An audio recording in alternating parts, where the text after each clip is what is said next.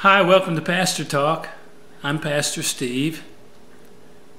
I want to read to you today just a couple verses in 1 Samuel chapter 19, verses 1 and 2. It says, "And Saul spoke to Jonathan his son and to all his servants that they should kill David. But Jonathan, Saul's son, delighted much in David, and Jonathan told David, saying, Saul, who was the king, by the way, Saul my father seeketh to kill thee. Now therefore I pray thee, take heed to thyself until morning, and abide in a secret place, and hide thyself." In the Old Testament we have many places, especially in the Psalms, where God is referred to as a refuge, a place that a person can go. The Old Testament saints exhibit this, and they speak of this continually, especially David, who we see here in this psalm.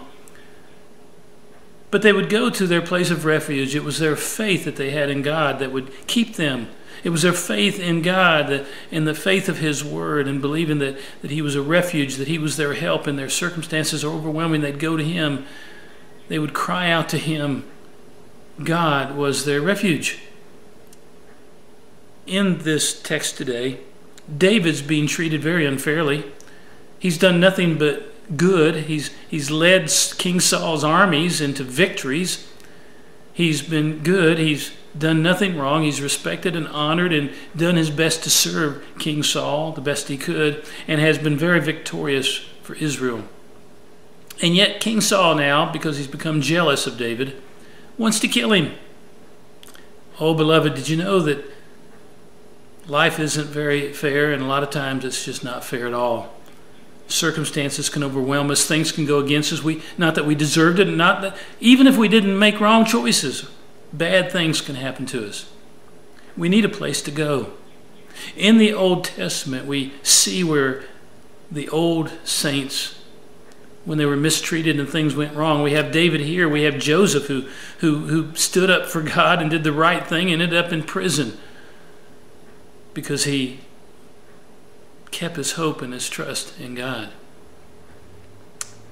In this verse, I wanted to key in on what Jonathan told David. He says, I want you to go to the secret place, abide there, so you'll be safe.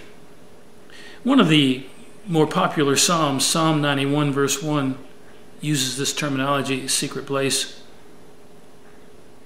It says, "He that dwelleth in the secret place of the Most High shall abide under the shadow of the Almighty."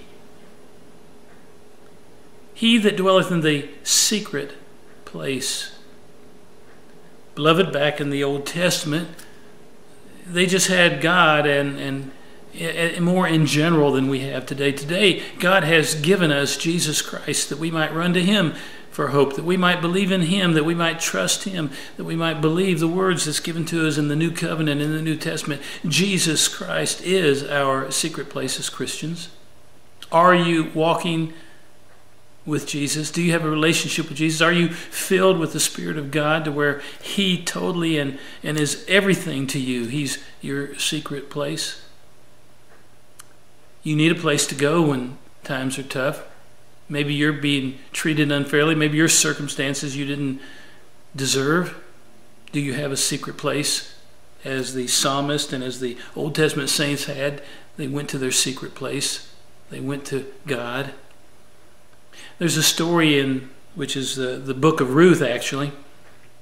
Naomi and her husband go to Egypt because there's a famine in Bethlehem in Israel. And they don't have any food, and so they go to Egypt to find work and to live and to find food. And when they get there, Naomi and her husband's sons, they have two sons, and the two sons marry while they're there in Egypt. Well, circumstances don't go well for Naomi. Her husband dies, so she's a widow. Her two sons die, so she's got two daughters-in-laws that stay with her, but now it's just three women in Egypt. Naomi is not happy, of course. Circumstances have really come against her. In fact, she says, don't call me Naomi. I think that meant pleasant. She says, call me Mara, which in the Hebrew meant bitter. She had become somewhat bitter. She believed that God had not treated her fairly. She didn't accuse God, so to speak, but she did mention it. Well, she heard that there was food and bread now. There was prosperity back in Bethlehem. And so she decided to go to Bethlehem because that was where she would find her refuge, you might say. Beloved, you may not know this, but the word Bethlehem, where Jesus was born, means in the Hebrew, it means the house of bread. Jesus says, I am the bread of life. He that cometh to me shall never hunger. He that believeth upon me shall never thirst. Naomi went back to her place of refuge. She went back to Bethlehem, the place where she would find her bread, her refuge. That was going to be her hope, you might say, her secret place. Jesus is our Bethlehem. He's the house of bread. He is the bread of life, and he should be your secret place. If you're having problems, whether it be financial, whether it be family, whether it be a job related, whether it just be health related, whether it be any circumstance in your life where you are just having a terrible time, life has made you maybe a little bitter. Mara. Oh, I want you to know there's a secret place you can go to. His name is Jesus. He is the house of bread. He's the refuge. He is the secret place that you and I have to go to. God has given him to you and to me. That if we'll seek him, we'll find him. That if we ask, we can receive. If we seek, we'll find him. If we'll knock, the door will be opened. He tells us that we can be filled with his Spirit to where we can abide in that secret place, the bread of life. Our house of bread is Jesus. Beloved, are you filled with the bread of life?